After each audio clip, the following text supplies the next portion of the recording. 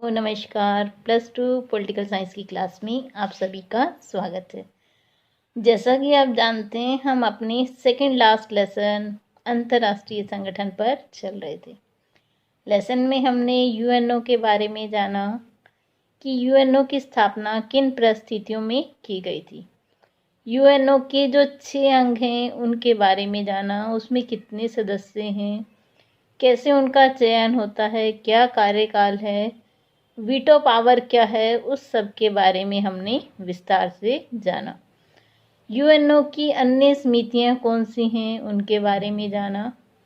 आज हम जानेंगे कि जो WHO विश्व स्वास्थ्य संगठन है, ILO अंतर्राष्ट्रीय श्रम संगठन है और ऐसी ही अनेक संस्थाएं जो कि वर्तमान समय में पूरे विश्व में महत्वपूर्ण भूमिकाएं निभा रही हैं, आज हम उनके बारे में जानेंगे।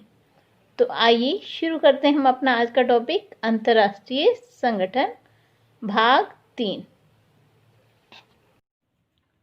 चलिए अब हम जान लेते हैं संयुक्त राष्ट्र की कुछ विशेषीकृत संस्थाओं के बारे में। देखिए, सबसे पहली जो है वो है अंतर्राष्ट्रीय श्रम संगठन। सबसे महत्वपूर्ण संगठन है ये। इन सभी अंगों के क्या क्या काम हैं हम विस्तार से जानेंगे। दूसरी है खाद्य एवं कृषि संगठन। पहले हम इनके नाम जान लेते हैं इन संस्थाओं के, उसके बाद हम इनके कार्यों के बारे में चर्चा करेंगे।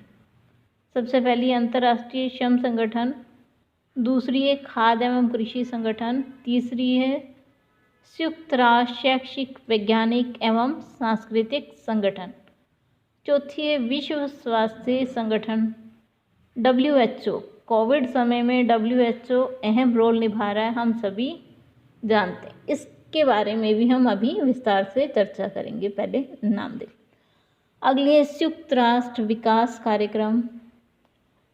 जो छठी संस्था है वो है अंतर्राष्ट्रीय नागर विमानन संगठन। चलिए इसके बाद कुछ और महत्वपूर्ण संस्थाएं हैं, उनके बारे में जानते हैं। कृषि विकास के लिए अंतर्राष्ट्रीय कोष, संयुक्त राष्ट्र औद्योगिक विकास संगठन, संयुक्त राष्ट्र विश्व पर्यटन संगठन, अंतर्राष्ट्रीय दूरसंचार संघ, विश्व बौद्धिक संपदा संगठन, संयुक्त राष्ट्र मानवाधिकार परिषद, अंतर्राष्ट्रीय परमाणु ऊर्जा एजेंसी, विश्व खाद्य कार्यक्रम, विश्व मौसम विज्ञान संगठन, अंतर्राष्ट्रीय समुद्री संगठन। देखिए, जो अंतर्राष्ट्रीय श्रम संगठन है उसका मुख्यालय जिनेवा स्विट्ज़रलैंड में है। अंतर्राष्ट्रीय श्रम संगठन की स्थापना वर्साय शांति संधि द्वारा 1919 में प्रथम विश्व युद्ध के बाद हुई। इसके जो सदस्य संख्या है 187 है। ठीक है जी। जो इसकी संरचना है वो त्रिपक्षीय है। इसमें सरकार, नियोक्ता मतलब जो नौकरी प्रदान करने वाले एम्प्लॉयर, और वर्कर, तीनों इसमें आते हैं। चलिए अब हम देख लेते हैं इसको बनाने का उद्देश्य क्या था। देखिए, सबसे पहला जो उद्देश्य है वो है श्रम संबंधी समस्याओं का निपटारा करना। दूसरा उद्देश्य क्या है? अंतर्राष्ट्रीय श्रम संबंधी मानक तय करना, मतलब जो काम के घंटे हैं, उस काम करने की दशाएं हैं, उसे निश्चित करना। जो पहला उद्देश्य है वो काम से संबंधित कोई समस्या आ रही है तो उसका निपटारा करना है श्रमिकों को। दूसरी जो है अंतर्राष्ट्रीय श्रम मानक तय करना है कि कर्मचारी के लिए कितने घंटे होने चाहिए काम करने के लिए, उन्हें कैसा एनवायरनमेंट प्रदान किया जाए, मतलब उनको खाना खाने के लिए साफ़ जगह हो, काम करने की जो जगह है वो भी पूरी ऐसी होनी चाहिए कि उसमें हवा रोशनी सब आए। ये नहीं हो कि मजदूर एक बंद कमरे में काम करते हुए बीमार हो जाए।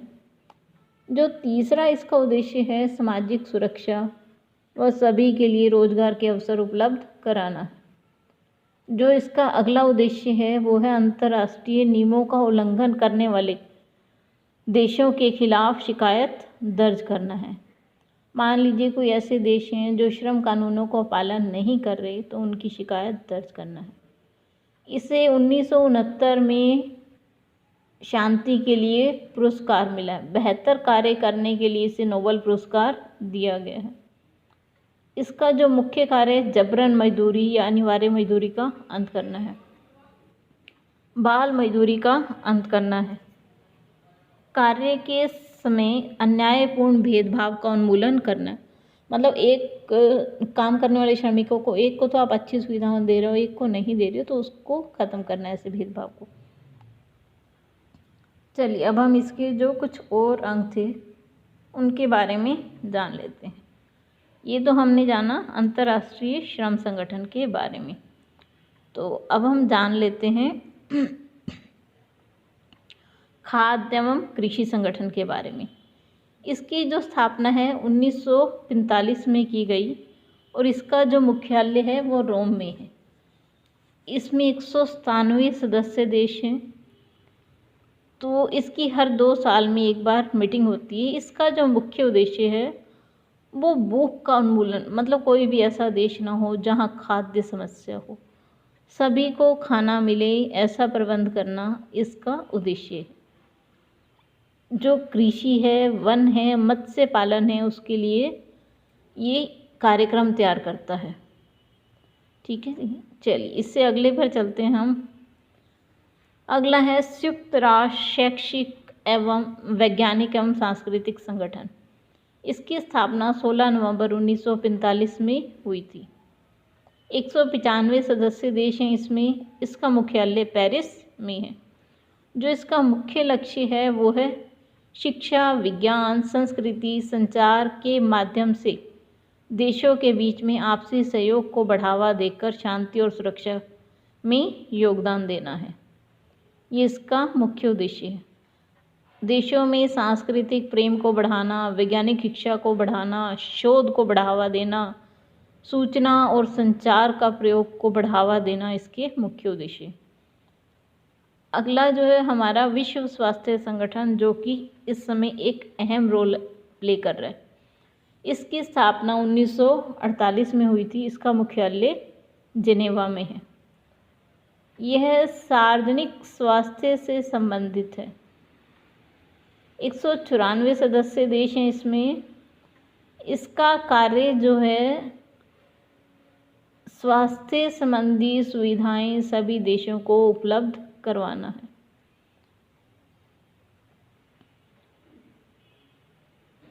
अगला है अंतर्राष्ट्रीय नगर एवं विमानन। इसकी स्थापना 1944 के बाद 1944 में की गई, लेकिन 1947 में ये अस्तित्व में आया। जो इसका मुख्यालय है मॉन्ट्रियल, क्यूबेक और कनाडा में है। मॉन्ट्रियल में है इसका मुख्यालय। तो ये हवाई दुर्घटनाओं से संबंधित मामलों के ऊपर प्रबंध करता है। ये उन्हें पथ प्रदर्शन करता है। जो इसका मुख्य उद्देश्य है वो क्षमता, दक्षता, सुरक्षा, सुगमता, आर्थिक विकास और पर्यावरण संरक्षण है। तो इस तरह से विभिन्न संगठन जो हैं उन सभी का अपना अपना कार्य है। चलिए अब हम सिर्फ इसका लास्ट पार्ट देख लेते हैं कि भारत का इसमें क्या योगदान है। देखिए, जो भारत है वो उसका संस्थापक सदस्य है। जब संयुक्त राष्ट्र संघ की स्थापना हुई तो भारत ने उस पर अपने हस्ताक्षर किए हुए हैं। अंतर्राष्ट्रीय शांति और स्थापना में भारत इसके जो बनाए गए नियम हैं उनका पूरा पालन करता है। संयुक्त राष्ट्र के विभिन्न अंगों में प्रमुख भारतीयों ने अहम भूमिका निभाई है। भारत के कुछ नागरिक अंतर्राष्ट्रीय न्यायालय के सदस्य रहे हैं। कुछ महासभा में अस्थायी सदस्य के रूप में काम किए हैं। कुछ सुरक्षा परिषद में अस्थायी सदस्य के तौर पर काम किया। तो भारत इसके विभिन्न अंगों में महत्वपूर्ण रोल अदा कर रहा है। तो यही हमारा ये लेसन ख़त्म होता है। आप सभी का बहुत बहुत धन्यवाद। अगर आपको वीडियो पसंद आए तो लाइक ज़रूर कीजिए और चैनल को सब्सक्राइब ज़रूर कीजिए। आप सभी का बहुत बहुत धन्यवाद।